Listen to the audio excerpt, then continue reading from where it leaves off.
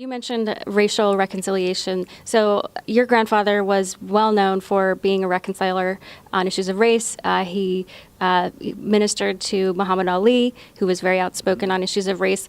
What do you think about your grandpa made it so that he was so effective in this way? And what do you think's missing in today's conversation on race? Yeah, well, my grandfather was, he was a man that believed that everybody was made equal. Black man, white man, whether it's the Native American, it didn't matter the color of your skin, you're all the same in God's eyes.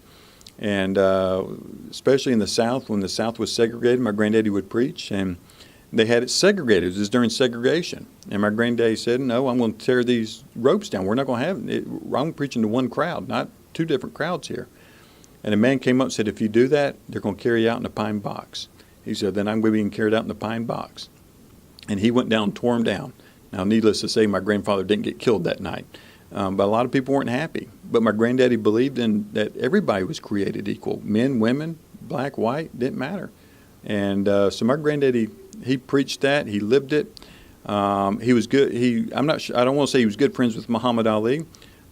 His real name's Cassius Clay. And Cassius Clay's father was concerned about his son on spiritual issues and asked my grandfather to talk to his son, Muhammad Ali, to just talk to him about spiritual things. And so they come up and talk. But my grandfather was good friends with Martin Luther King. And, my granddad said, do I need to do more? Talking to Martin Luther King. And Martin Luther says, tell you what, Billy, we both got different callings in life. Let me stick to the streets and you stick to the stadiums. And so they were good friends. They both here's two men created equal, but had yet different functions.